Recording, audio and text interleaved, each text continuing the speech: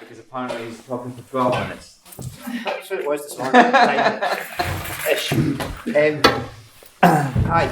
think it's one of the pleasures of being at a small scale event framed as this one, that it kind of becomes possible to constructively, I suppose, firstly, maybe make some rough assumptions about those in the group and perhaps some broadly shared beliefs or starting points, and thus choose to start our conversations in different places. And secondly, to try and open up some ideas in a more participatory manner, through a provocation intended as an invitation to dialogue. So this is very much in that spirit. Perhaps I'm overreaching with the assumptions I'm making, and if so, please let's include that in our discussions afterwards. So firstly, I suppose those assumptions. I'm thinking it's perhaps reasonable to assume that we all broadly believe, even if our critiques as to the exact what and why may differ, that the contemporary university, indeed the higher education sector in the UK, indeed globally, is in a bad place, and its present and likely future trajectory looks like we're only in for worse. For many of us, that might involve using language such as the neoliberal university, the commodification, corporatisation, marketisation of higher education, students as consumers, cheers Jen, etc. Increasingly universities are conceived of and run as businesses, with CEOs, corporate strategies and branding, business plans and partnerships, cost-benefit analyses and key performance indicators, and all of us labouring within this set of relations are reified and valorised as human capital. Degree programmes are investment opportunities for students as consumers, staff or service providers, and research entrepreneurs. Now, while our starting points may be broadly shared, I suspect our conception of what can and needs to be done might vary more broadly and cover a range of positions, from the need to change or reform the university, to the need to revolutionise or transform it, or indeed to the need to exodus the university and construct alternative higher educations out with the institutional formal sector.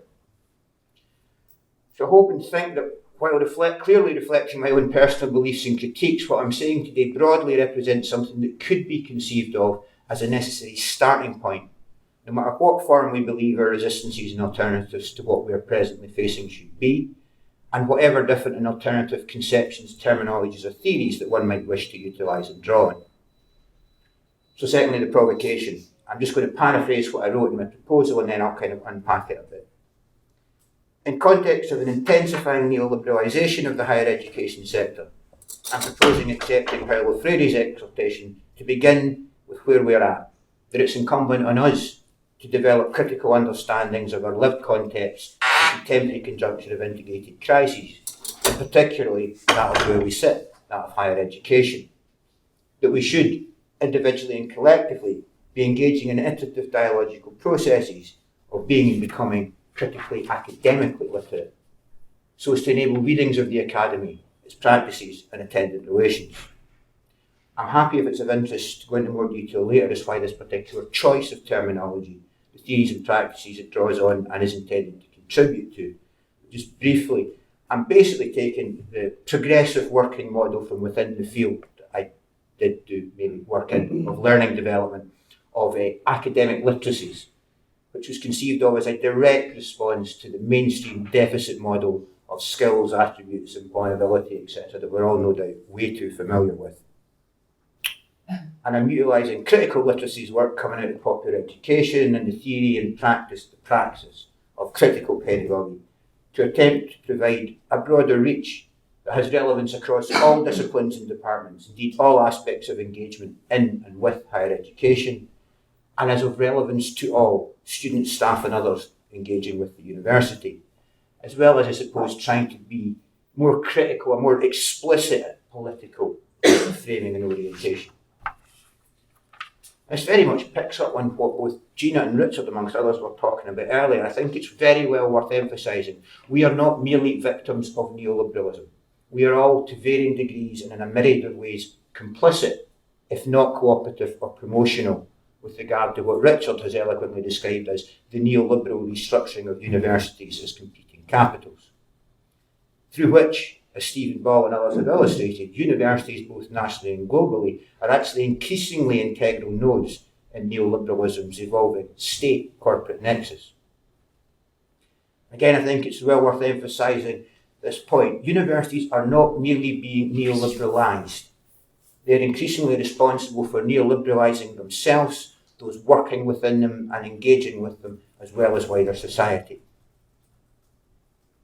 Also, though, as Chomsky points out, while always having been, in large part, designed to produce both who and what the dominant powers in society have sought, appreciating the university is a contested institution, a terrain of struggle and indeed transformative possibilities. So how, from such ever-shifting positionalities, do we effectively contest and transform these networks of power and relations? I suppose my proposal says understanding them and our situatedness within them would seem like a reasonable and constructive starting point. And that's roughly what I mean by the terminology that I'm choosing to use of being and becoming critically academically literate. That I'm talking about processes focusing on building ours and evolving others' understandings of the past, the present, and likely future contexts and trajectories of higher education, mapping out the university as a vital constituent aspect of situating ourselves and others, and doing so to facilitate not merely being able to successfully navigate the daily demands and imperatives of the university, and to enable and empower the navigation of others, but to challenge, change, or transform both the university and the wider society it both shapes and is shaped by. So as a necessary starting point, that need to collectively build understandings of our own institutions and sectors, their drivers and imperatives, both internally and externally, and the consequences of these. I'm suggesting that the minimum that might be incumbent on those of us working in higher education that are dissatisfied with its present neoliberal realities is to problematise our specific and immediate context, and to do so democratically. Evolving, for instance, our understandings of, talked about already, the three powers that are clearly going to discipline and control much that happens within the university over the next umpteen years: the REF, the NSS, and the forthcoming TEF. Things such as institutional governance through new managerialism, what Lynch described as the organisational form of neoliberalism, including its kind of dominant competitive paradigm of quantitative measurement and metrics. And I think, and it's come out earlier and earlier, we keep talking about universities as the producer of its practices and knowledges, and that is important. But it's vital that we approach it not merely as dominant practices, but with an awareness of the values and desires that they inculcate, and the attendant identities, subjectivities, and social relations that they shape and reward. And I think this raises another important point in terms of how we choose to go about our engagement, our development of critical academic literacies, if that was the language we were using. That doing so, these processes themselves have the potential to contribute to our struggles. That in and through doing so, we have the opportunity to reflect, to prefigure or foreshine and model the very democratic values and objectives that we espouse. I think that was something I wrote down when folk were talking earlier, openness, prefiguration, I suppose. And again, that seeing that project as a focus on the transformation of identities, subjectivities and social relations, not merely knowledges. I quite like the language used by folk in the US under the heading of kind of critical university studies, who talk about being able to put ourselves in positions from which we are able to teach the university. That we should learn and teach about what the university was, is, and could be, and that we need to teach critically across and vitally beyond the university. If I could be indulged in a lengthy quote from Sarah Amsler, whose most recent book I can only so thoroughly recommend. She talks about the fearless and repoliticised university. Quote, "If we are to shape universities to be places in which we can actually teach and study and learn and be, we need to educate ourselves about the politics of higher education, advanced research, labour, intellectual culture, space and time. And we need to do this in a context in which thinking and speaking about the politics of any of these things is regarded as either a waste of time or a threat to economic productivity and institutional reputation. And we need to do this in an environment where perhaps many academics, by dint of profession or proclivity, have either no experience of political participation or activism, or no interest in such. And we need to do all of this in an environment where many academics and some students are exhausted and insecure, and are therefore in need of considerable self and collective care. Therefore, that doing so involves the capability to liberate time for solidarity actions and activities rather than for exchange.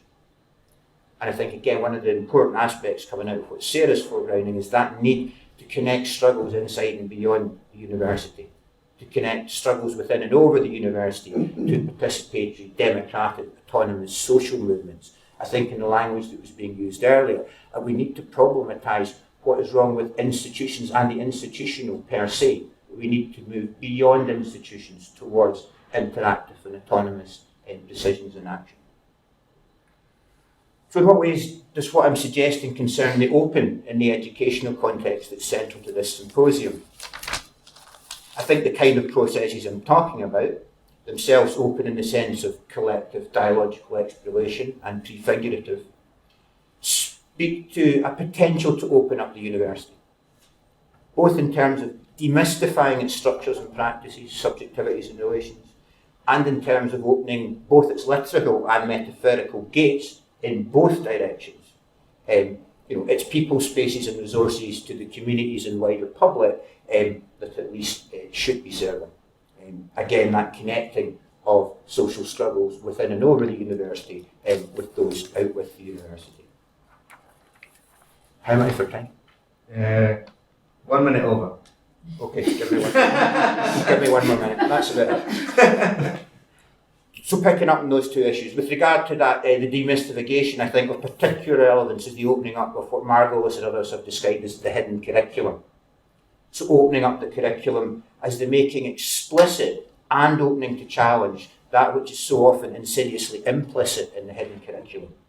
So open here viewed as a response to the hidden curriculum, and more broadly as a challenge to the mainstream realities of curriculum in higher education. As for instance, those that haven't read it, I can only recommend Richard and Keith's excellent article on dismantling the curriculum in higher education, I think it's the title. And with regard to my second point, open, understood as speaking more broadly to the notion of universities' wider public community democratic mission, to conceptions of education as a public good for a democratic citizenry and society. I'll just leave it there if that's good for time. I did have a set of questions.